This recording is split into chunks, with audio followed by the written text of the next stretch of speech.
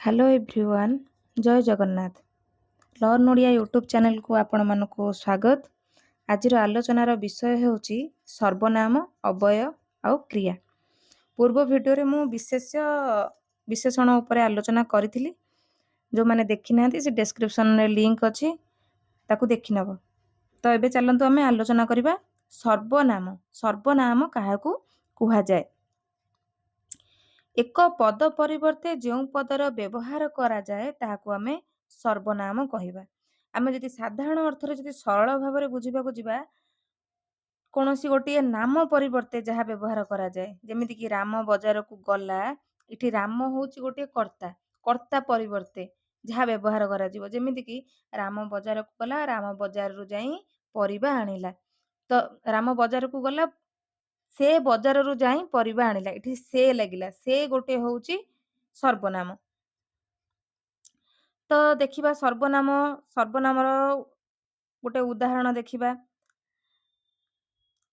କବି ଜୟଦେବ ଜଗନ୍ନାଥଙ୍କର ପରମ ଭକ୍ତ, ଏହା କାହାକୁ ଜଣା ନାହିଁ। ଏହାଟା ଯୋଉଟା କଣ, ଜଗନ୍ନାଥଙ୍କର ସେ ପରମ ଭକ୍ତ ବୋଲି କାହାକୁ ଜଣା ନାହିଁ, ଏଠି ଏହା ଲାଗିଲା, ମାନେ ଏଇ ଜଗନ୍ନାଥଙ୍କ ପରମ ଭକ୍ତ ବଦଳରେ ଲାଗିଲା କଣ, ଏହା। ତାହେଲେ ଆମେ ଧୀରେ ଧୀରେ ଜାଣିବା କୋଉ ସର୍ବନାମ କୋଉ ପଦରେ ଲାଗିଛି ତା ଉପରେ ଦେଖିବା। ତ ସର୍ବନାମର ଶ୍ରେଣୀ ବିଭାଗ। ସାଧାରଣତଃ ସର୍ବନାମକୁ 7 ଭାଗରେ ସାଧାରଣତଃ ବିଭକ୍ତ କରାଯାଇଥାଏ, କିନ୍ତୁ ଏଥିରେ କେତେ କଣ ଅଛି ଆଲୋଚନା କରିବା। ପ୍ରଥମଟି ହେଉଛି ପୁରୁଷବାଚକ ବା ବ୍ୟକ୍ତିବାଚକ ସର୍ବନାମ। ମୁଁ, ଆମ୍ଭେ, ତୁ, ତୁମ୍ଭେ, ତୁମ୍ଭେମାନେ, ସେ, ସେମାନେ ଓ ଆପଣମାନେ ସର୍ବନାମ ପଦଗୁଡ଼ିକ ବିଭିନ୍ନ ପୁରୁଷର ବ୍ୟକ୍ତିମାନଙ୍କ ବଦଳରେ ବ୍ୟବହୃତ ହେଲେ ତାହାକୁ ପୁରୁଷବାଚକ ସର୍ବନାମ କୁହାଯାଏ। ତ ଏହାକୁ ମଧ୍ୟ ବ୍ୟକ୍ତିବାଚକ ସର୍ବନାମ ମଧ୍ୟ କୁହାଯାଏ। ପୁରୁଷବାଚକ ସର୍ବନାମ କୁହାଯାଏ ଆଉ ବ୍ୟକ୍ତିବାଚକ ସର୍ବନାମ ମଧ୍ୟ କୁହାଯାଏ। ଏହା ହେଉଛି 3 ଭାଗରେ ବିଭକ୍ତ। ତାହେଲେ ପୁରୁଷବାଚକ ସର୍ବନାମ ହେଉଛି 3 ଭାଗରେ ବିଭକ୍ତ। ଗୋଟେ ହେଉଛି ପ୍ରଥମ ପୁରୁଷ, ଆଉ ଗୋଟେ ହେଉଛି ଦ୍ୱିତୀୟ ପୁରୁଷ, ଆଉ ଗୋଟେ ହେଉଛି ତୃତୀୟ ପୁରୁଷ। ଏମିତି 3 ଭାଗରେ ବିଭକ୍ତ। ତ ପ୍ରଥମ ପୁରୁଷରେ କଣ ଅଛି ଟିକେ ଦେଖିବା। ପ୍ରଥମ ପୁରୁଷରେ କୁହାଗଲା, ମୁଁ ଜଣେ ଛାତ୍ର। ତ ଏଠି କଣ, ମୁଁ ହଉଛି ପ୍ରଥମ ପୁରୁଷ। ଦ୍ୱିତୀୟ ପୁରୁଷରେ କଣ, ତୁ ସତ କହୁଛୁ, ଏ କଣ ଦ୍ୱିତୀୟ ପୁରୁଷ। ତୁ ହଉଛି ଗୋଟେ ଦ୍ୱିତୀୟ ପୁରୁଷ ସର୍ବନାମ। ତାପରେ ତୃତୀୟ ପୁରୁଷରେ ସେ ମୋର ଭାଇ। ଯେମିତିକି ମୁଁ, ଆମ୍ଭେମାନେ, ତୁ, ତୁମ୍ଭେମାନେ, ତୁମେ, ଆପଣ, ଇଏ ସବୁ ହଉଛି ଦ୍ୱିତୀୟ ପୁରୁଷରେ ଯିବ। ତୃତୀୟ ପୁରୁଷରେ କଣ, ସେ, ସେମାନେ, ଏଗୁଡାକ ସବୁ କଣ ତୃତୀୟ ପୁରୁଷରେ ଯିବ। ତ ଏଇଟା ବୁଝିପାରିଲ। ତ ନେକ୍ସଟ ଯିବା ପ୍ରଶ୍ନବାଚକ ସର୍ବନାମ। ପ୍ରଶ୍ନବାଚକ ସର୍ବନାମ ହଉଛି ସବୁଠାରୁ ସରଳ। ଯେଉଁ ସର୍ବନାମ ପଦ ଗୁଡ଼ିକ ପ୍ରଶ୍ନ ପଚାରିବା ପାଇଁ ଉଦ୍ଦିଷ୍ଟ, ସେଗୁଡ଼ିକୁ ପ୍ରଶ୍ନବାଚକ ସର୍ବନାମ କୁହାଯାଏ। ପ୍ରଶ୍ନ ପଚାରିବା ପାଇଁ ଉଦ୍ଦିଷ୍ଟ, ପ୍ରଶ୍ନ ପଚରାଯିବ ସେଥିରେ। ଯେମିତିକି ଉଦାହରଣ କଣ, ପ୍ରଶ୍ନବାଚକ ସର୍ବନାମ ଆସିଲେ ମାନେ ଆମ ମନରେ ପ୍ରଥମେ ଆସେ ସବୁ କରେ ଥିବ। କଣ, କିଏ, କେଉଁଠି, କାହିଁକି, କାହାକୁ, କେତେବେଳେ, କଣ ହେଲା, ଏଇଗୁଡାକ ସବୁର ବାକ୍ୟରେ ଆମର ବ୍ୟବହାର କରାଯାଇଥିବ। ଆଉ ଗୋଟେ ପ୍ରଶ୍ନ ସୂଚକ ଚିହ୍ନ ଯଦି ଥିବ, ତାହେଲେ ଆମେ ଜାଣିବା ଇଏ କଣ ଗୋଟିଏ ପ୍ରଶ୍ନବାଚକ ସର୍ବନାମ ବୋଲି। ତାହେଲେ ଆମେ ପ୍ରଶ୍ନବାଚକ ସର୍ବନାମ ବଦଳରେ ଲେଖାଯାଇଥିବ, ଦେଶର ପ୍ରଧାନମନ୍ତ୍ରୀଙ୍କ ନାମ କଣ, ଇଏ ଗୋଟେ ସର୍ବନାମ। ତୁମେ କିଏ, ଏଠି ତୁମେ ଲାଗିଛି, ତୁମେ ଗୋଟେ ସର୍ବନାମ, କିନ୍ତୁ ଏଠି କିଏ ଲାଗିଛି। କିଏ କହେ ଉତ୍କଳ ଦରିଦ୍ର, ହେଲା। ତ ଏଠି କିଏ, କେଉଁ ଗ୍ରାମରେ ତୁମର ଘର, କେଉଁ ଗ୍ରାମରେ, ମାନେ କୌଣସି ଗୋଟେ ଗ୍ରାମର ନାଁ ଏଠି ମେନସନ ନାହିଁ, କେଉଁ ଗ୍ରାମରେ, ଏଠି କେଉଁ ଲାଗିଲା। ପିଲାମାନେ ସବୁଦିନ କେଉଁଠି ଖେଳୁଛନ୍ତି, କେଉଁଠି ଖେଳୁଛନ୍ତି। ମୁଁ ଥାଉ ଥାଉ ତୁମର ଦୁଃଖ କାହିଁକି, କାହିଁକି ତୁମର ଦୁଃଖ। ତ ଆପଣ କାହାକୁ ଡାକୁଛନ୍ତି, କାହାକୁ, ଏଗୁଡାକ ସବୁ ହଉଛି ଆମର ପ୍ରଶ୍ନ ସୂଚକ ସର୍ବନାମ। ବୁଝିପାରିଲ। ପ୍ରଶ୍ନ ସୂଚକ ସର୍ବନାମର ଏ ସବୁ ହଉଛି ଗୋଟେ ଗୋଟେ ଉଦାହରଣ। ନେକ୍ସଟ ଆମେ ଦେଖିବା ନିର୍ଦ୍ଦେଶାତ୍ମକ ସର୍ବନାମ। ନିର୍ଦ୍ଦେଶାତ୍ମକ ସର୍ବନାମ ଯେତେବେଳେ ପଢା ହବ, ଆମ ମନକୁ ଆସିବ ଯେ ଗୋଟେ କଥାକୁ ଆମେ ନିର୍ଦ୍ଦେଶ ଦଉଛୁ। ଯେଉଁ ସର୍ବନାମ ପଦ ଗୁଡିକ ବାକ୍ୟରେ ବ୍ୟବହୃତ ହୋଇ ବିଶେଷ୍ୟ ପଦମାନଙ୍କୁ ନିର୍ଦ୍ଦେଶ ଦିଅନ୍ତି, ବିଶେଷ୍ୟ ପଦମାନଙ୍କୁ ତାକୁ ନିର୍ଦ୍ଦେଶ ଦବ ଯେ ଏ ଲୋକଟି ଚରିତ୍ରବାନ। ଏଇ ଦେଖ ଏଠି ଲୋକଟି ଗୋଟେ ହଉଛି ବିଶେଷ୍ୟ। କେଉଁ ବାଚକ ବିଶେଷ୍ୟ? ଜାତିବାଚକ ବିଶେଷ୍ୟ। ସେ ଏ ଲୋକଟି ଚରିତ୍ରବାନ। ସେ ଲୋକର ନାଁ ଏଠି କୁହାଯାଉନି। ଏଠି ଏ ହଉଛି ଗୋଟିଏ ନିର୍ଦ୍ଦେଶାତ୍ମକ ସର୍ବନାମ। ଏହି ଗ୍ରାମରେ ମୋର ଜନ୍ମ। ଏଠି ଗ୍ରାମ, ଗ୍ରାମ ଗୋଟିଏ ନାମବାଚକ ବିଶେଷ୍ୟ। ଗୋଟେ ଗ୍ରାମର ନାମକୁ ବୁଝାଯାଇଛି। ତ ଏଠି ଏହି ଗ୍ରାମ ଲେଖା ହେଇଛି। କୌଣସି କୋଉ ଗ୍ରାମର ତାଙ୍କର ଜନ୍ମ ସେ ନାମଟା ମେନସନ କରାଯାଇନି। ତ ଇଏ ହଉଛି ଗୋଟେ ଏହି ହଉଛି ଗୋଟିଏ ନିର୍ଦ୍ଦେଶାତ୍ମକ ସର୍ବନାମ। ସେ ମଣିଷ ନୁହେଁ, ମଣିଷ ଗୋଟିଏ ଜାତିବାଚକ ବିଶେଷ୍ୟ। ତ କେଉଁ ମଣିଷ ଜଣାଯାଏ ନାହିଁ। ସେ ମଣିଷ ଲେଖା ହେଇଛି। ଏଠି ହଉଛି ସେ ହଉଛି ନିର୍ଦ୍ଦେଶାତ୍ମକ ସର୍ବନାମ। ସେ ମଣିଷ ନୁହେଁ, ଗୋଟିଏ ପଶୁ। ସେହି ଶିକ୍ଷକକୁ ନମସ୍ୟ। ସେହି ଗୋଟିଏ ଶିକ୍ଷକ ବି ଗୋଟେ ଜାତିବାଚକ ବିଶେଷ୍ୟରେ ଯିବ। ତାର କଥା ମତେ କୁହନା। କଥା, ତାର, ଏସବୁ ହଉଛି ଗୋଟେ ଗୋଟେ କଣ ନିର୍ଦ୍ଦେଶାତ୍ମକ ସର୍ବନାମ। ତାପରେ ଆସିଲା ଆପେକ୍ଷିକ ବା ସମ୍ବନ୍ଧବାଚକ ସର୍ବନାମ। ଯେଉଁ ସର୍ବନାମ ପଦ ସମୂହ ବାକ୍ୟରେ ପରସ୍ପରକୁ ଅପେକ୍ଷା କରନ୍ତି ବା ସମ୍ବନ୍ଧ ସ୍ଥାପନ କରନ୍ତି ତାହାକୁ ଆପେକ୍ଷିକ ସର୍ବନାମ କୁହାଯାଏ। ଅପେକ୍ଷା କରିବେ ମାନେ ଗୋଟିଏ ଜିନିଷରୁ ଆଉ ଗୋଟେ ଜିନିଷ ପାଇଁ ଅପେକ୍ଷା କରିବ। ଜାଣିଥିବ ଯୋଉଠି ଯେ ସେ ଥାଏ। ଆମେ ତମର ତ ବାକ୍ୟ ମୁଁ ପଢେଇନି ଭିଡିଓରେ, କେବେ ବାକ୍ୟ ଉପରେ ଗୋଟେ ଭିଡିଓ ମୁଁ ଆଣିବି। ସେଥିରେ ଯେତେବେଳେ ଆମେ ଜଟିଳ ବାକ୍ୟ ପଢିବା ସେଥିରେ ଲେଖା ହେଇଥାଏ ପରସ୍ପର ନିର୍ଭରଶୀଳ ଦୁଇ ବା ତତୋଧିକ ଖଣ୍ଡ ବାକ୍ୟର ମିଳନରେ ଯେଉଁ ବାକ୍ୟ ଗଠିତ ହୋଇଥାଏ ତାହାକୁ ଆମେ କେଉଁ ବାକ୍ୟ କହିଥାଉ? ଜଟିଳ ବାକ୍ୟ କହିଥାଉ। ଯେତେବେଳେ ସେତେବେଳେ ଯେ ଆଉ ସେ ପରସ୍ପର ନିର୍ଭର କରୁଥିବା ଶବ୍ଦ ଗୁଡିକ ସେଠି କଣ ହେଇଥାଏ? ଲାଗିଥାଏ। ଏ ଆପେକ୍ଷିକ ସର୍ବନାମରେ ଠିକ ସେଇଭଳି ଲାଗିଛି।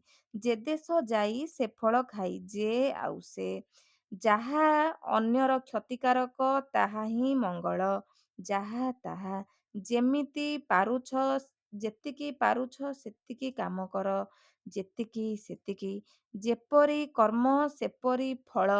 ଇଏ ହଉଛି ଯେପରି ଆଉ ସେପରି। ଯାହାର ଲୁଣ ଖାଇବ ତାହାର ଗୁଣ ଖାଇବ, ଗୁଣ ଗାଇବ।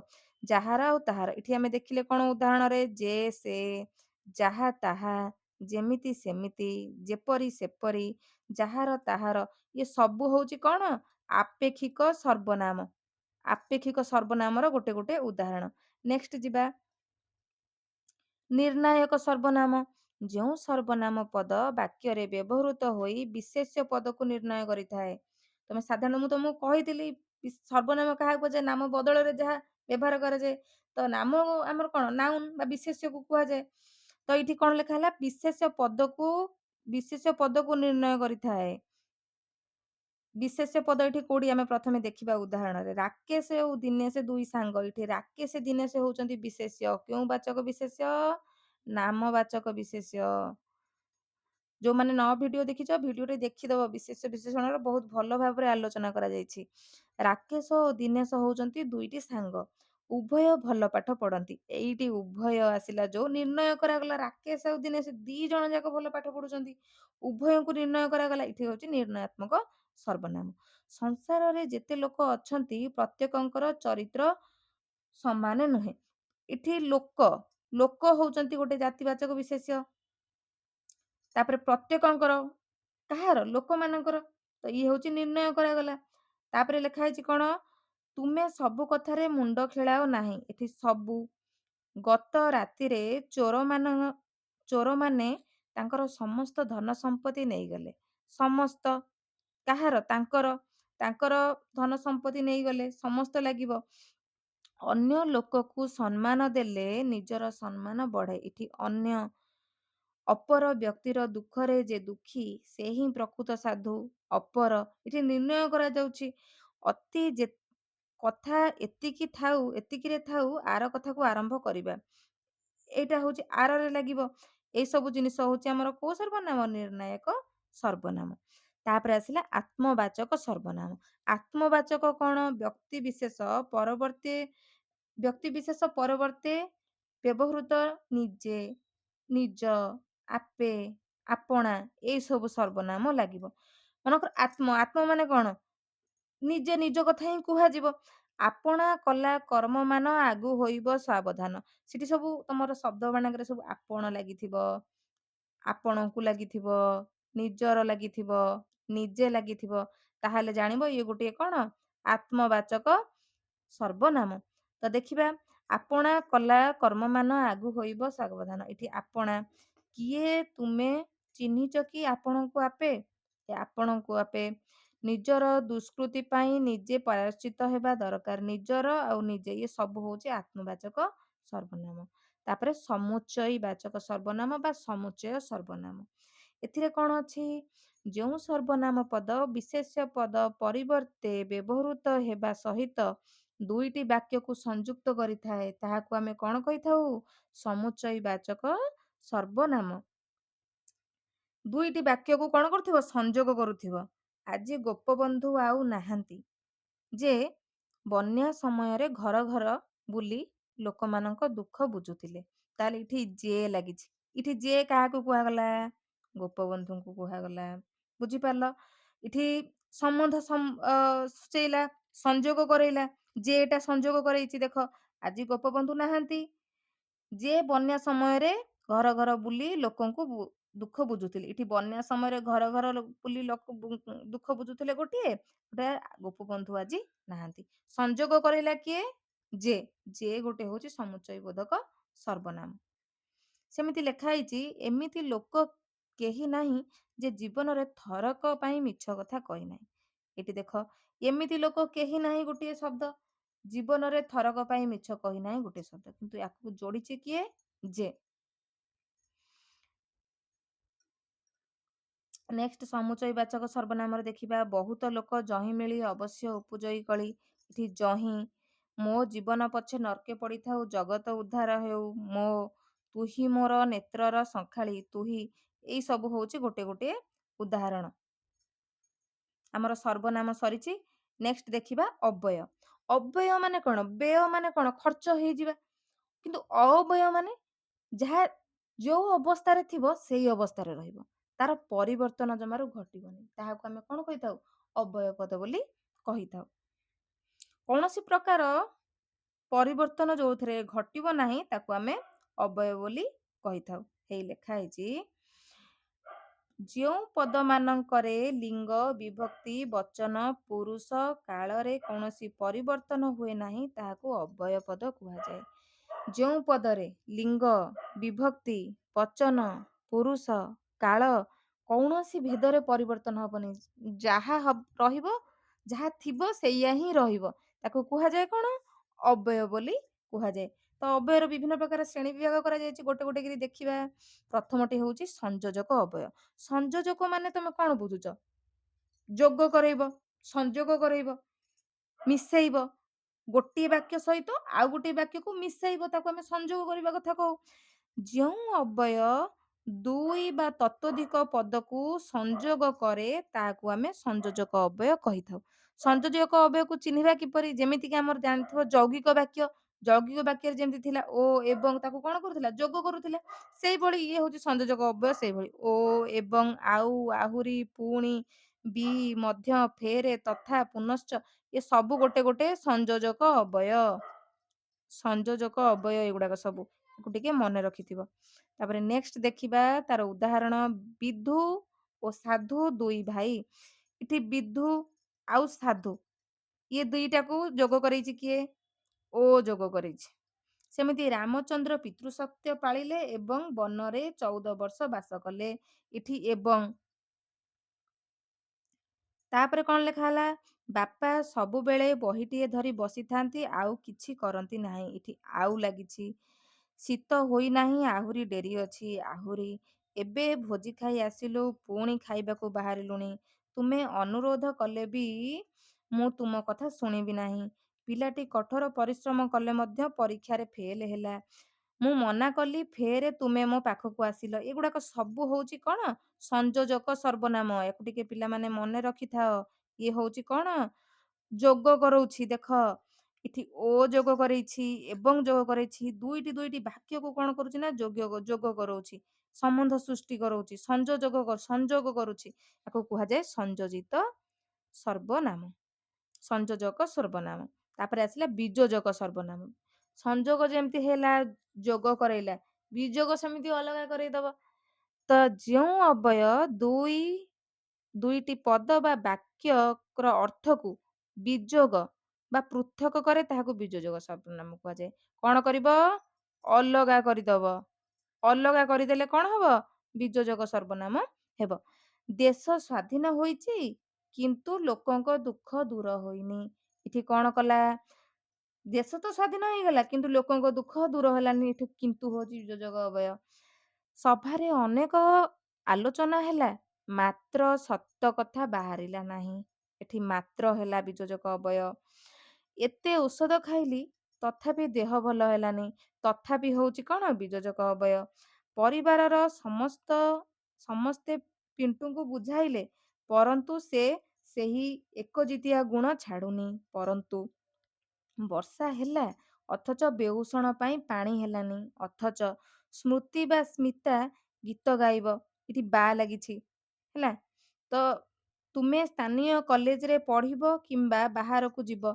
ଏଗୁଡାକ ସବୁ ହଉଛି କଣ? ବିଯୋଜକ ଅବୟ। ବୁଝିପାରିଲ? ତ ନେକ୍ସଟ ଆମେ ଦେଖିବା ସମୟ ସୂଚକ ଅବୟ। ସମୟ ସୂଚକ ଅବୟକୁ ଆମେ ସାଧାରଣତଃ କାଳବୋଧକ ଅବୟ ମଧ୍ୟ କହିଥାଉ। ଯେଉଁ ଅବୟ କାଳ ବା ସମୟକୁ ବୁଝାଏ ତାହାକୁ ଆମେ କାଳ ସୂଚକ ଅବୟ କହିଥାଉ। ତ ସେଥିରେ କଣ ସବୁ କାଳ ସୂଚକ ଅବୟର ଉଦାହରଣ କଣ? ଏବେ, କେବେ, ଯେବେ, ସେବେ, ଏହି କ୍ଷଣି, ଅଧୁନା, ବର୍ତ୍ତମାନ, ସର୍ବଦା, ସମ୍ପ୍ରତି, ଯେତେବେଳେ, ସେତେବେଳେ, ହଠାତ୍ ଏ ସବୁ ହଉଛି କାଳବୋଧକ ବା ସମୟ ସୂଚକ ଅବୟ। ଉଦାହରଣ ଦେଖିବା ସମୟ ସୂଚକର। ଏବେ ଡାକ୍ତରଙ୍କର ଆସିବା ବେଳ ହୋଇନି। ଏବେ। ଏହି କ୍ଷଣି ମୁଁ କଟକରୁ ଆସି ଘରେ ପହଞ୍ଚିଲି। ସମ୍ପ୍ରତି ଦେଶର ବନ୍ୟା ଦେଖା ଦେଉଛି। ଚିନ୍ତା ନ କରି ହଠାତ୍ କିଛି କାମ କର ନାହିଁ। ଯେବେ ଯିବାକୁ ହେବ ସେବେ ମୁଁ କହିବି। ଏଗୁଡାକ ସବୁ ହଉଛି ଆମର ସମୟ ସୂଚକ ମାନେ ଅବୟ। ତାପରେ ଆସିଲା ସମ୍ବୋଧନ ସୂଚକ ଅବୟ।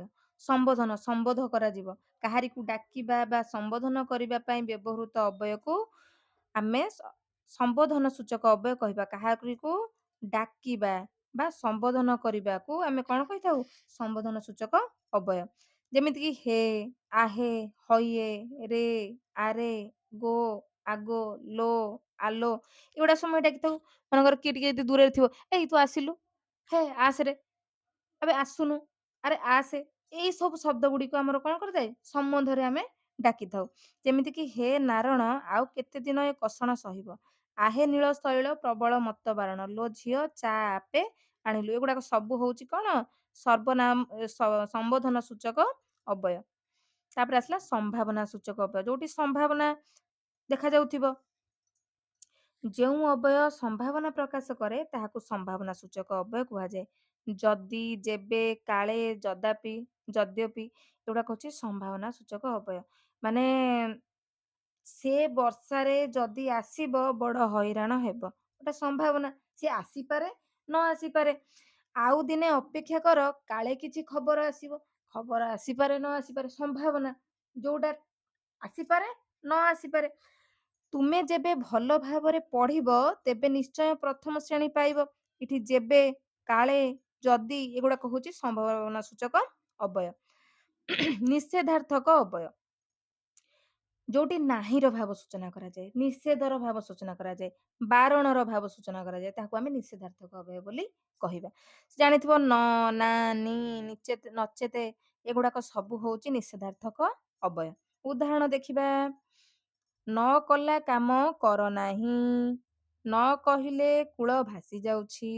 ନା ମୁଁ ସେଠାକୁ ଯିବି ନାହିଁ। ପଢ ନଚେତ ପରୀକ୍ଷାରେ କୃତକାର୍ଯ୍ୟ ହେବା କଷ୍ଟକର। ତୁମେ ସେଠାକୁ ଯିବନି। ଏଗୁଡାକ ସବୁ ହଉଛି ନିଷେଧାର୍ଥକ ଅବୟ। ନିଷେଧାର୍ଥକ ଅବୟ। ତ ନେକ୍ସଟ ଦେଖିବା ହେତୁବୋଧକ ଅବୟ। ହେତୁ କାରଣରୁ, ହେତୁ ବା କାରଣ ପ୍ରକାଶ କରୁଥିବ। ହେତୁ ବା କାରଣ ପ୍ରକାଶ କରୁଥିବ ଯୋଉ ଅବୟକୁ ହେତୁବୋଧକ ଅବୟ ବୋଲି କୁହାଯାଏ। ଏଣୁ, ତେଣୁ, ଯେଣୁ, ସୁତରାଂ, ଅତଏବ, କାହିଁକି ନା ଏଗୁଡାକ ସବୁ ହଉଛି ଗୋଟେ ଗୋଟେ ହେତୁବୋଧକ ଅବୟ। କାଲି ମତେ ଜର ହେଲା ତେଣୁ ମୁଁ ସ୍କୁଲକୁ ଯାଇପାରିଲିନି। ମାନେ କଣ? ଜର ହେଲା କାରଣରୁ ସେ ସ୍କୁଲକୁ ଯାଇପାରିଲାନି। ଧାନ କଟା ସମୟ ସୁତରାଂ ମୁଁ ଭ୍ରମଣ করে ଯାଇପାରିଲି ନାହିଁ। ଧାନ କଟା ସମୟ ଥିବା କାରଣରୁ ସେ କଣ କରିପାରିଲାନି? ତାର ଭ୍ରମଣ କରିବାକୁ କୁଆଡେ ଯାଇପାରିଲାନି। ତାପରେ ବିନୋଦ ପ୍ରଶ୍ନର ଉତ୍ତର ଦେଇ ପାରିଲା ନାହିଁ। କାହିଁକି ନା ସେ ପଢିବା ବେଳେ ଅନ୍ୟମନସ୍କ ଥିଲା। ଅନ୍ୟମନସ୍କ ଥିବା କାରଣରୁ ସେ ପ୍ରଶ୍ନର ଉତ୍ତର ଦେଇ ପାରିଲା ନାହିଁ। ତ ଏଗୁଡାକ ସବୁ ହଉଛି କଣ? କେଉଁ ଅବୟ? ହେତୁବୋଧକ ଅବୟ। ସାଦୃଶ୍ୟ ବୋଧକ ଅବୟ କଣ? ଯେଉଁ ଅବୟ ସାଦୃଶ୍ୟକୁ ବା ସମାନତାକୁ ସୂଚିତ କରଉଥିବ। ଦିଟା ବାକ୍ୟ ସମାନ ଇଏ ଯାହା ସିଏ ସେଇଆ ହେଇଥିବ। ତ ସାଦୃଶ୍ୟ ବୋଧକ ଯେମିତି କି ଯଥା, ତଥା, ଯେପରି, ସେପରି, ଏପରି, ପରି, ପ୍ରାୟ, ଏମନ୍ତ, ଯେମନ୍ତ ଏଇ ସବୁକୁ ଯଦି ସୂଚିତ କରୁଥିବ ଇଏ ହବ କଣ? ସାଦୃଶ୍ୟ ବୋଧକ ଅବୟ। ତାହେଲେ ଉଦାହରଣ ଦେଖିବା। ମିଶି ଯାଏ ଯଥା ପ୍ରଭାତି। ଏଠି ଯଥା ଲାଗିଛି ତାରା ରବି କିରଣେ। ମିଶି ଯାଏ ତଥା ଅବଳା ସେହି ନୀଳ ତରଙ୍ଗେ। ଏମିତି ହେବ ବୋଲି ମୁଁ ଆଗରୁ ଅନୁମାନ କରୁଥିଲି। ନାରଦ ପରି ଗୁଣର ପିଲାଟିଏ ଦୁର୍ଲଭ। ଏଇଗୁଡାକ ସବୁ ଯାକ ହଉଛି ସାଦୃଶ୍ୟ ବୋଧକ ଅବୟ। ପ୍ରାୟ ସବୁ ଲୋକ ନିଜ ସ୍ୱାର୍ଥ ପଛରେ ଧାଇଁଥାନ୍ତି। ପ୍ରାୟ ଏଇଗୁଡାକ ସବୁ ହଉଛି କଣ? ଆମର ସାଦୃଶ୍ୟ ବୋଧକ ଅବୟ। ନେକ୍ସଟ ଦେଖିବା ବିପସାର୍ଥକ। ଏଇଟା ସବୁବେଳେ ପରୀକ୍ଷାରେ ତମମାନଙ୍କର ପଡେ ପିଲାମାନେ, ଆକୁ ଟିକେ ମନେ ରଖିଥିବ। ଯେଉଁ ଅବୟ ବାରମ୍ବାର ଅର୍ଥ ପ୍ରକାଶ କରେ ତାକୁ ବିପସାର୍ଥକ ଅବୟ କୁହାଯାଏ। ବାରମ୍ବାର ଅର୍ଥ ପ୍ରକାଶ କରୁଥିବ, ଯେମିତି କି ବାରମ୍ବାର, ପୁନଃ ପୁନଃ, ମୁହୁର୍ମୁହୁ, ଘନ ଘନ, ଥରକୁ ଥର, ଲଗାତାର, ପୁନର୍ବାର, ଆହୁରି ଆହୁରି, ପୁଣି ପୁଣି, ଲାଗ ଲାଗ ଏସବୁ ହଉଛି ବିପସାର୍ଥକ ଅବୟ। ଉଦାହରଣ ଦେଖିବା। ବାରମ୍ବାର ସେ କଥା, ବାରମ୍ବାର ସେ କଥା ମୋ ଆଗରେ କାହିଁକି କହୁଛ? ମଧୁମେହ ରୋଗୀ ମୁହୁର୍ମୁହୁ ପରିସ୍ରା କରେ। ତୁମେ ଥରକୁ ଥର ଏମିତି ଭୁଲ କର ନାହିଁ। ଲଗାତାର ବର୍ଷା ଲାଗି ରହିଛି। ଲୋକଟା ଏତେ ଖାଇବି ଆହୁରି ଆହୁରି ମାଗୁଛି। ଏ ସବୁ ଯାକ କଣ? ବିପସା ସୂଚକ ଅବୟ, ମାନେ ବାରମ୍ବାର ଅର୍ଥ ପ୍ରକାଶ କରୁଛି। ତାପରେ ଦେଖିବା ବିସ୍ମୟ ସୂଚକ ଅବୟ କାହାକୁ କୁହାଯାଏ? ଯେଉଁ ଅବୟରେ ହର୍ଷ, ବିଷାଦ, ଘୃଣା, ପ୍ରଶଂସା, ବିସ୍ମୟ ଆଦିର ଭାବ ପ୍ରକାଶ ହୁଏ ତାକୁ ଆମେ ବିସ୍ମୟ ସୂଚକ ଅବୟ କହିଥାଉ। ବିସ୍ମୟ ହେଲେ ମନ କଣ ହୁଏ? ଆଶ୍ଚର୍ଯ୍ୟ ଭାବ ଜାତ ହୁଏ।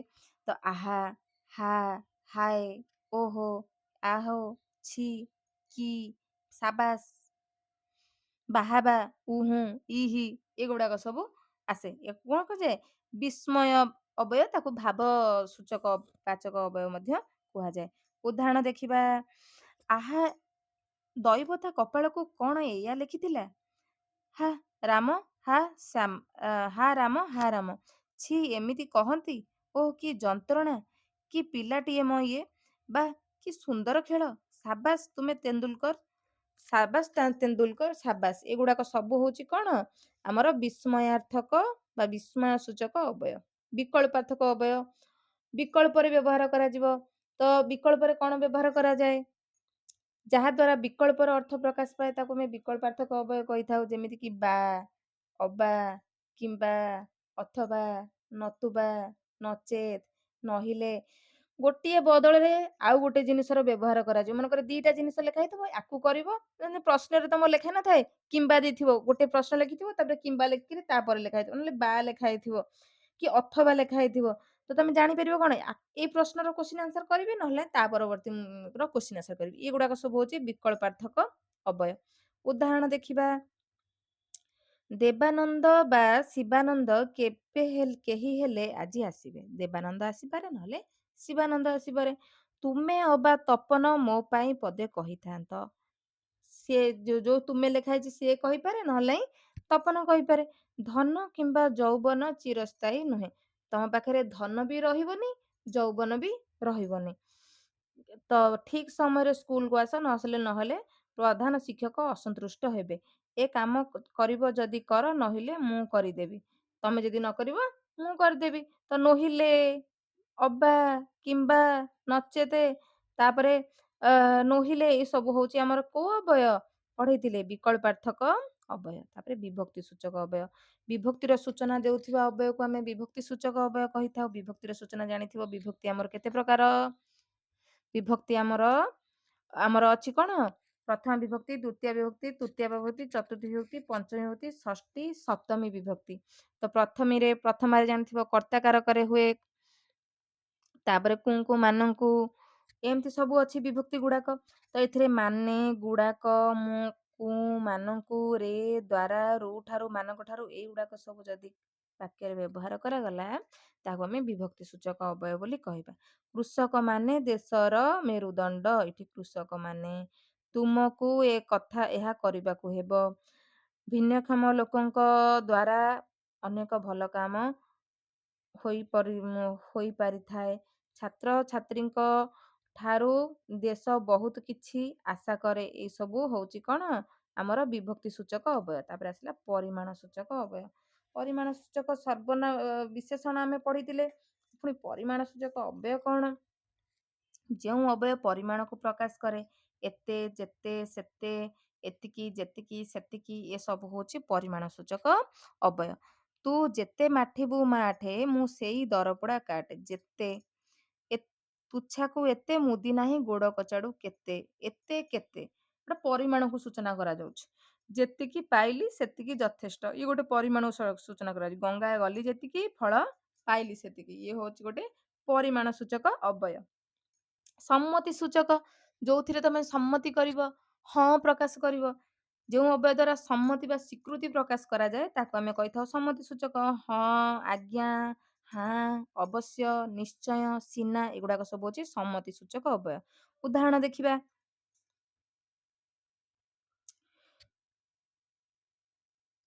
ମୋର ସବୁ କଥାରେ ତୁମେ ହଁ କରୁଛ, କିନ୍ତୁ ଗୋଟିଏ ହେଲେ କାର୍ଯ୍ୟ କରୁନାହଁ। ଗୋପାଳ, ଏଠାକୁ ଆସ। ଆଜ୍ଞା, ଯାଉଛି। ଆପଣ ଯେତେବେଳେ କହୁଛନ୍ତି ଅବଶ୍ୟ ମତେ ଯିବାକୁ ହେବ। ଅବଶ୍ୟ। ଘରକୁ ସୁନ୍ଦର ସିନା ଘରଣୀ ଥିଲେ। ସିନା, ଏଗୁଡାକ ସବୁ ହଉଛି କଣ ସମ୍ମତି ସୂଚକ ଅବୟ। ପ୍ରଶ୍ନ ସୂଚକ ଅବୟ, କାହାକୁ କିଛି ପ୍ରଶ୍ନ ପଚାରିବା ସମୟରେ ବ୍ୟବହୃତ ଅବୟକୁ ଆମେ ପ୍ରଶ୍ନ ସୂଚକ ଅବୟ ବୋଲି କହିଥାଉ। ଯେ କି, କଣ, ତ, ଟିକି, ପରା, କିଆଁ, କିମ୍ପାଇଁ, ଏଗୁଡାକ ସବୁ ରହିବ। ଯେମିତି କି ପାଣିପାଗ ବିଷୟରେ ଆକାଶବାଣୀ କଣ କହୁଛି? ତୁମେ ଦୂରଦର୍ଶନରୁ ମହାଭାରତ ଦେଖିଛ କି? ବାପି, ତୁ ମୋ ସହିତ ଦିଲ୍ଲୀ ଯିବୁ ଟିକେ? ତୁ ପରା ପୁରୀ ଯିବୁ? ଭିକାରୀକୁ ଭିକ ମୁଠେ ଦେଉଛ ତ? ଏଗୁଡାକ ସବୁ ହଉଛି କଣ ଆମର ପ୍ରଶ୍ନ ସୂଚକ ଅବୟ। ନେକ୍ସଟ ଦେଖିବା କ୍ରମବୋଧକ ଅବୟ। ଅବୟଟି ବହୁତ ଲମ୍ବା ପିଲାମାନେ, ଆଉ ଅଳ୍ପ ଅଛି, ସରିଯିବ ଏଇଟା। ନେକ୍ସଟ ଆମେ ପଢିବା କ୍ରିୟା। କ୍ରିୟାବୋଧକ ଅବୟ, ଯେଉଁ ଅବୟ ଦ୍ୱାରା କାର୍ଯ୍ୟର କ୍ରମ ବୁଝାଯାଏ ତାହାକୁ କ୍ରମବୋଧକ ଅବୟ କୁହାଯାଏ। କ୍ରମ ବୁଝାଯାଏ, କ୍ରମେ କ୍ରମେ, ଧୀରେ ଧୀରେ, ଆସ୍ତେ ଆସ୍ତେ, ଗୋଟେ କ୍ରମ ବୁଝଉଛି, ତାକୁ ଆମେ କଣ କହିଥାଉ? କ୍ରମବୋଧକ ଅବୟ। ସୂର୍ଯ୍ୟ କ୍ରମେ କ୍ରମେ ଭାଲେରୀର ଆର ପାଖରେ ଅସ୍ତ ହେଲେ। ଧୀରେନ୍ଦ୍ର ଧୀରେ ଧୀରେ ଆସୁଛି। ଏ ଅତଡା ବସଟା ଶଗଡ ଗାଡି ପରି ଆସ୍ତେ ଆସ୍ତେ ଚାଲିଛି। ଏଗୁଡାକ ସବୁ ହଉଛି କଣ ଆମର କ୍ରମବୋଧକ ଅବୟ। ମଳୟ ମରୁତ ମନ୍ଦ ମନ୍ଦେ ବହୁଛି, ତ ଏଗୁଡାକ ହଉଛି ଆମର କ୍ରମବୋଧକ ଅବୟ। ତାପରେ ଆସିଲା ଶବ୍ଦାନୁସାରୀ ଅବୟ। ଶବ୍ଦାନୁସାରୀ ମାନେ ଶବ୍ଦ ବା ଧ୍ୱନିକୁ ଅନୁକରଣ କରୁଥିବା ଅବୟକୁ ଆମେ କହିଥାଉ ଶବ୍ଦାନୁସାରୀ ବା ଧ୍ୱନି ସୂଚକ ଅବୟ। କିଛି ଗୋଟେ ଶବ୍ଦ ହବ, ମଡ ମଡ, ଧଡ ଧଡ, ଚଡ ଚଡ, ଖଡ ଖଡ, ଭଡ ଭଡ, ମଟ ମଟ, କଟ କଟ, ଫଟ ଫଟ, ଠନ ଠନ, ଝନ ଝନ, ପେଁ ପେଁ, କେଁ କେଁ, ଭେଁ ଭେଁ, ଭୋ ଭୋ, ସୁ ସୁ, ଘୁ ଘୁ, ସଁ ସଁ, କଟର କଟର, କଙ୍କଟର, ସଡ ସଡ, ଭୁସ ଭାସ, ଖସ ଖାସ, ଟମ ଟମ, ଭଣ ଭଣ, ଗଣ ଗଣ, ଧୋ ଧୋ, ଚର ଚର, ଫଁ ଫଁ, ଏଗୁଡା ସବୁ ହଉଛି କଣ ଶବ୍ଦାନୁସାରୀ ଅବୟ। ଉଦାହରଣ ଦେଖିବା। ଗଛଟି ମଡ ମଡ କରି ଭାଙ୍ଗିଗଲା। ଗାଡିଟି ଫଟ ଫଟ ଶବ୍ଦ କରି ଚାଲିଗଲା। ବନ୍ୟା ପାଣି ଘୁ ଘୁ ଶବ୍ଦ କରି ଚାଲିଛି। ନାଗରା ବାଜେ ଟମ ଟମ। ମାଡ ଖାଇ କୁକୁରଟା କେଁ କେଁ କରି ପଳେଇଲା। ଏଗୁଡାକ ସବୁ ହଉଛି ଆମର ଶବ୍ଦାନୁସାରୀ ଅବୟ। ଏଗୁଡା ସବୁ ମାନେ ଶବ୍ଦ କରିବ ସବୁ। ଆଳଙ୍କାରିକ ଅବୟ, ଯୋଉ ବାକ୍ୟର ସୌନ୍ଦର୍ଯ୍ୟ ବୃଦ୍ଧି ବା ଗୁରୁତ୍ୱ ପାଇଁ ବ୍ୟବହୃତ ଅବୟକୁ ଆଳଙ୍କାରିକ ଅବୟ କୁହାଯାଏ। ତ ଆଳଙ୍କାରିକରେ ତ, ଆଚ୍ଛା, ଯେ, ଟି, ମ, ପରା, ଏଗୁଡା ସବୁ ଲାଗିବ। ଭାରି ବଢିଆ କଥା କହୁଛ ତ। ଗଲାଣି ତ ଗଲ କଥାର ସଂଗାତ। ଆଚ୍ଛା, ତୁମେ ଆସିଲେ କଣଟା ହେଇଯିବ। ଏଗୁଡାକ ସବୁ ହଉଛି କଣ ଆଳଙ୍କାରିକ ଅବୟ। ନେକ୍ସଟ ହଉଛି ପଦାନ୍ୱୟ ଅବୟ। ପଦାନ୍ୱୟ ଅବୟ କଣ? ଯେଉଁ ଅବୟ ଯୋଗେ ବିଶେଷ୍ୟ ପଦ ବିଭକ୍ତି ଯୁକ୍ତ ହୁଏ ବା ବିଶେଷ୍ୟ ସହିତ ଅବୟ ପଦର ଅନ୍ୱୟ ବା ସମ୍ପର୍କ ଥାଏ ତାକୁ ପଦାନ୍ୱୟ ଅବୟ କହିବା। ତ ସାଧାରଣତଃ ଅର୍ଥରେ ଆମର ବିନା, ପ୍ରତି, ସହ, ଅପେକ୍ଷା, ସହିତ, ନିମିତ୍ତ, ପର୍ଯ୍ୟନ୍ତ, ଛଡା, ତୁଲ୍ୟ, ପରି, ଏଗୁଡାକ ସବୁ ଆମର କଣ ହେଇଥାଏ ପଦାନ୍ୱୟ ଅବୟରେ ଲାଗେ। ତାହେଲେ ଉଦାହରଣ ଦେଖିବା। ତୁମ୍ଭ ବିନା ମୋର ଅନ୍ୟ ଗତି ନାହିଁ। ତୁମ୍ଭ, ତୁମ୍ଭ ପ୍ରତି ପ୍ରଭୁ ମୋର ଭକ୍ତି। ଉଦ୍ଯାନ ସହ ଅମ୍ଳଜାନର ସଂଯୋଗ ଜଳ ସୃଷ୍ଟି କରିଥାଏ। ବ୍ୟକ୍ତି ଅପେକ୍ଷା ଦେଶ ବଡ଼। ଧର୍ମ ନିମିତ୍ତ ଲୋକେ ତୀର୍ଥାଟନ କରନ୍ତି। ପିତାମାତାଙ୍କ ପରି ଆଉ ସଂସାରରେ କିଏ ଅଛି? ଏଗୁଡାକ ସବୁ ହଉଛି ପଦାନ୍ୱୟୀ ଅବୟ। ତାପରେ ପଦ ବିକାରୀ ଅବୟ। ପଦ ବିକାରୀ ମାନେ ପଦକୁ ଖରାପ କରିଦବ। ବୁଝିପାରୁଛ? ଯେଉଁ ଅବୟ ପଦ ବିକୃତ ଅବସ୍ଥାରେ ମୂଳ ପଦ ସହିତ ଯୁକ୍ତ ହୋଇ ସେହି ପଦର ଅର୍ଥରେ ନୂତନତା ଦିଏ ବା ସ୍ୱତନ୍ତ୍ର ପଦ ଭାବରେ ଅର୍ଥହୀନ ହୋଇଥାଏ ତାହାକୁ ଆମେ ପଦ ବିକାରୀ ଅବୟ ବୋଲି କହିଥାଉ।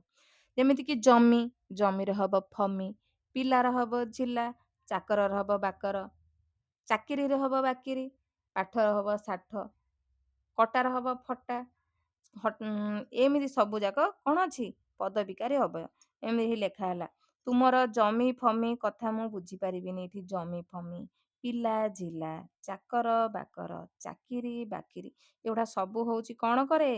ପଦକୁ ନଷ୍ଟ କରିଥାଏ। ପଦ ବିକାରୀ ବା ପଦ ବିକାରୀ ଅବୟ ବା ନିରର୍ଥକ ଅବୟ ତାକୁ ବୋଲି କୁହାଯାଏ। ତାପରେ ଆଉ ଗୋଟେ ଆସିଲା, ଏଇଟା ବୋଧେ ଲାଷ୍ଟ ଅଛି ଏଇ ଅବୟଟି। ଏଇଟା ଲାଷ୍ଟ। ଉପସର୍ଗ ଅବୟ। ଉପସର୍ଗ ଅବୟ ମାନେ କଣ? ପ୍ର, ପରା, ଅପ, ସବ, ନି, ଅଧି, ସୁ, ନିର୍, ଉତ୍, ପରି, ପ୍ରତି, ଅବ, ଅନୁ, ଦୂର, ବି, ଅତି, ଅଭି, ଅପି, ଉପ, ଆ ଏଗୁଡିକୁ 20ଟି ଉପସର୍ଗ ରହିଛି। ଆକୁ ଆମେ କଣ କହିଥାଉ? ଉପସର୍ଗ ବୋଲି କହିଥାଉ। ଏଗୁଡିକ ଅବୟରେ ଯଦି ବ୍ୟବହାର କରାଯିବ ତାହାକୁ ଆମେ କହିବା ଉପସର୍ଗ ଅବୟ। ଆମର ଏଇଠି ଅବୟର ଆଲୋଚନା ଶେଷ ହେଇଛି। ଆମେ କ୍ରିୟାପଦ ଆଲୋଚନା କରିବା। କ୍ରିୟାପଦ କଣ?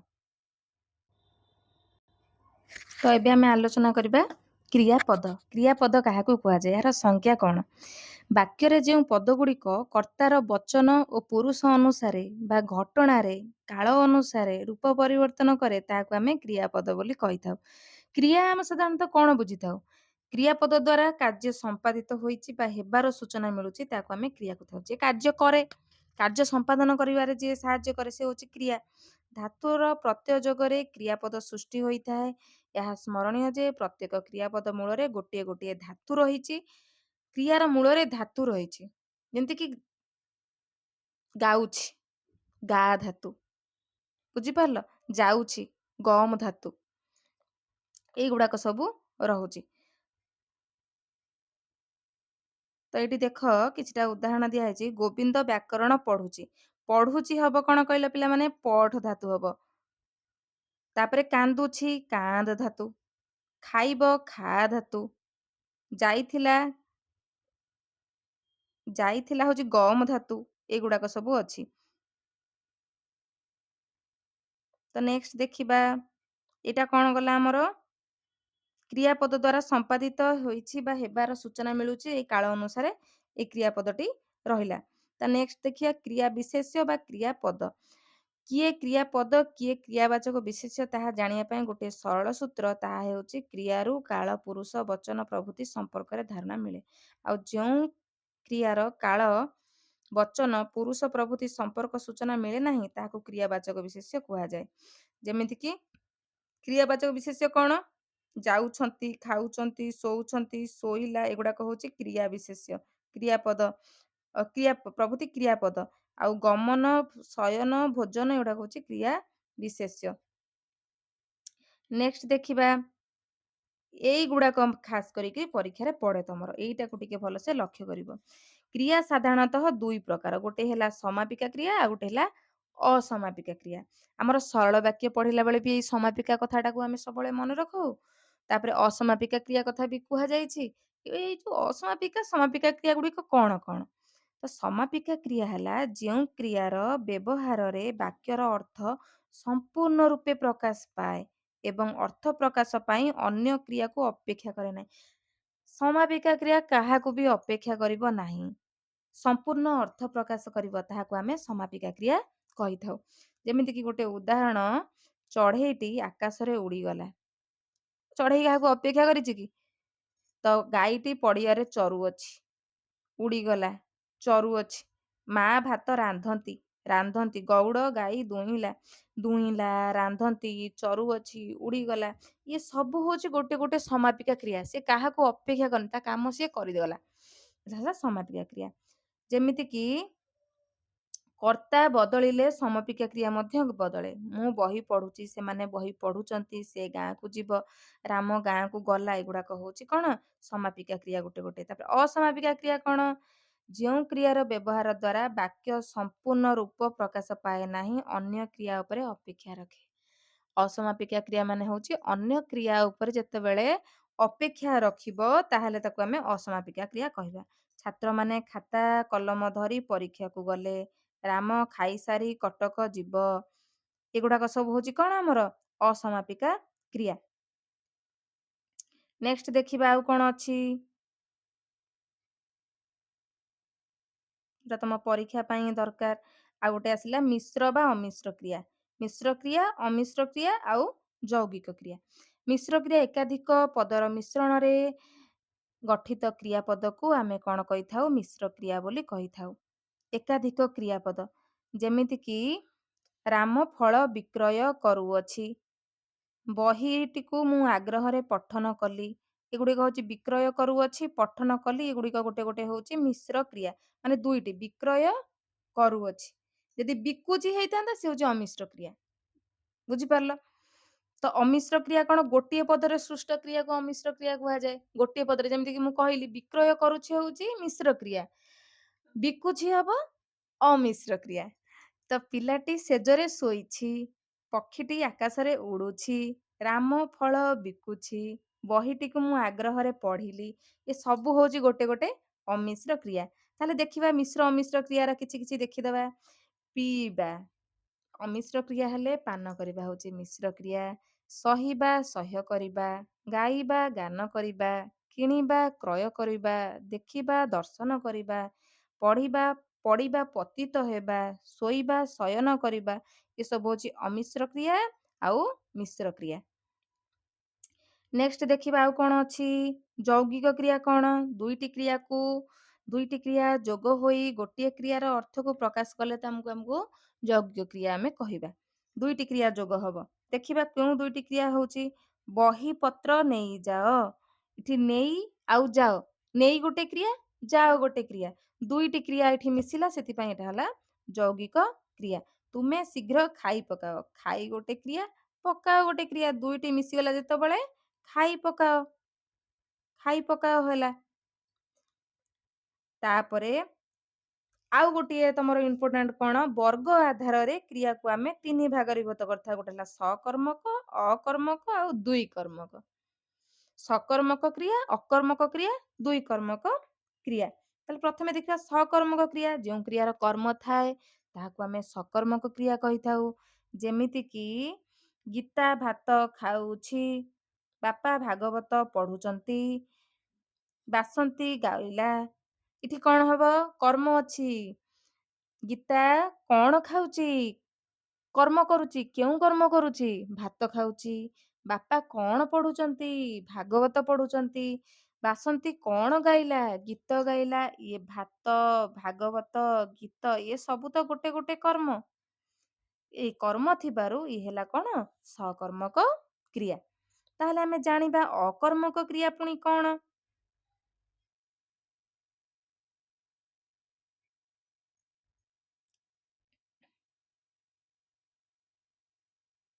ଅକର୍ମକ କ୍ରିୟା, ଅକର୍ମକ କ୍ରିୟାଟା ବୁଝେଇଦିଏ, ତାପରେ ଦ୍ୱିକର୍ମକ କ୍ରିୟା ବୁଝେଇବି। ଯେଉଁ କ୍ରିୟା ପଦର କୌଣସି କର୍ମ ନଥାଏ ତାହାକୁ ଆମେ ଅକର୍ମକ କ୍ରିୟା କହିଥାଉ। ଯାହାର କର୍ମ ନଥିବ, ମାଧବୀ ହସୁଅଛି। ମାଧବୀ କିପରି ହସୁଅଛି ଏଠି ଲେଖା ହେଇନି। ଯଦି ଲେଖାଥାନ୍ତା ମାଧବୀ ଖିଲି ଖିଲି ହେଇ ହସୁଅଛି, ତାହେଲେ ହେଇଥାନ୍ତା ସକର୍ମକ କ୍ରିୟା। କିନ୍ତୁ ଲେଖା ହେଲା ଏଠି କଣ? ମାଧବୀ ହସୁଅଛି। ୟାର କର୍ମ ନାହିଁ। ସନାତନ ଶୋଇଛି, ରତ୍ନାକର ଦୌଡୁଛି। କିପରି ଦୌଡୁଛି? ଶୀଘ୍ର ଦୌଡୁଛି କି ଧୀରେ ଧୀରେ ଦୌଡୁଛି କି ମାନେ ସାଇକେଲରେ ଦୌଡୁଛି, ତ କୋଉ ପ୍ରକାର ସେ ଦୌଡୁଛି, ସେଗୁଡାକ ତାର କର୍ମ ଯେହେତୁ ନାହିଁ, ଏଥିରେ କର୍ମ ନଥିବାରୁ ଇଏ ହେଇଗଲା କଣ? ଅକର୍ମକ କ୍ରିୟା।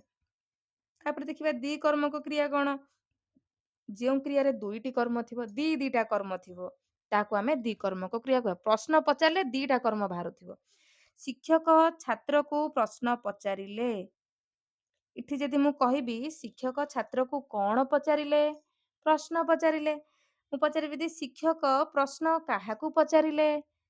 ଛାତ୍ରକୁ ପଚାରିଲେ। ଏଠି ଦିଟା କର୍ମ। ଇଏ ଗୋଟେ କର୍ମ, ଇଏ ଗୋଟେ କର୍ମ। ଦିଟା କର୍ମ। ମୋ ବାପା ମତେ ଗୋଟିଏ ଘଣ୍ଟା କିଣିଦେଲେ।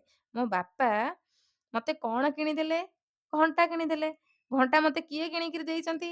ମୋ ବାପା କିଣିକି ଦେଇଛନ୍ତି। ତ ଏଇଠି ବି ସେଇ ଦିଟା କର୍ମ ହେଲା। ଅକର୍ମକ, ସକର୍ମକ, ଦ୍ୱିକର୍ମକ ଆମର ସରିଲା। ତ ନେକ୍ସଟ ଦେଖିବା ଆଉ କଣ ଅଛି? ଯୋଉଟା କି ତମ ପରୀକ୍ଷା ପାଇଁ ତୁମର ଜରୁରୀ। କ୍ରିୟା ବିଶେଷଣ। କ୍ରିୟା ବିଶେଷଣ ବିଶେଷଣରେ ବି ମୁଁ କ୍ରିୟା ବିଶେଷଣ ପଢେଇଥିଲି, କିନ୍ତୁ ଏଥିରେ ଆଉଥରେ ଯେହେତୁ ଦେଇଛି ଆମେ ଆଉଥରେ ଟିକେ ଆଲୋଚନା କରିଦବା। କ୍ରିୟା କିପରି ଭାବରେ ହେଉଛି ଯେଉଁ ପଦରୁ ଜଣାଯାଏ ତାହାକୁ ଆମେ କ୍ରିୟାପଦ ବା କ୍ରିୟା ବିଶେଷଣ ବୋଲି କହିଥାଉ। କ୍ରିୟା ବିଶେଷଣ ପଦଟି କ୍ରିୟା ପଦକୁ ବିଶେଷିତ କରେ। ଏଇଠି ତମକୁ ମୁଁ କହିଥିଲି। ପବନ ଧୀରେ ଧୀରେ ବହୁଛି। ଯଦି କିପରି ମାନେ ପ୍ରଶ୍ନ ପଚାରିଲା ବେଳକୁ କିପରି ଯଦି ତମର ପଚାରିଲା ବେଳକୁ ଉତ୍ତର ଯାହା ଆସୁଥିବ। ପବନଟି କିପରି ବହୁଛି? ଧୀରେ ଧୀରେ। ଦୀପଟି ମିଞ୍ଜି ମିଞ୍ଜି ହୋଇ ଜଳୁଛି। ଦୀପଟି କିପରି ଜଳୁଛି? ମିଞ୍ଜି ମିଞ୍ଜି ହେଇ ଜଳୁଛି। ଏ ସବୁ ଗୋଟିଏ ଗୋଟିଏ କେଉଁ କ୍ରିୟା? କ୍ରିୟା ବିଶେଷଣ। ବୁଝିଲ ପିଲାମାନେ? ତ ନେକ୍ସଟ ହଉଛି କ୍ରିୟାର କାଳ। କ୍ରିୟାର ପୁଣି କାଳ ଅଛି। ଜାଣିଥିବ କାଳ ଆମର ସାଧାରଣତଃ 3 ପ୍ରକାର। ଗୋଟେ ହେଲା ଅତୀତ କାଳ, ବର୍ତ୍ତମାନ କାଳ, ଆଉ ଗୋଟେ ହଉଛି ଭବିଷ୍ୟତ କାଳ। ଯେମିତି କି ଏଇ କ୍ରିୟାର କାଳ ଆମର ସରିଯାଇଛି। ଆମର କ୍ରିୟା ବିଷୟଟି ସରିଲା। ନେକ୍ସଟ ଆମେ ୟା ଉପରେ କିଛି MCQ ଉପରେ ଭିଡିଓ ଆଣିବା। ଯଦି এই ଭିଡିଓଟି ତୁମମାନଙ୍କୁ ଭଲ ଲାଗିଥାଏ ତାହେଲେ ନିହାତି କମେଣ୍ଟ ମାଧ୍ୟମରେ ଜଣେଇବ। ଆଉ ଯଦି ଚ୍ୟାନେଲରେ ନୂଆ ଥିବ ଲାଇକ୍, ସେୟାର, ସବସ୍କ୍ରାଇବ କରିବାକୁ ଜମା ବି ଭୁଲିବେନି। ଧନ୍ୟବାଦ।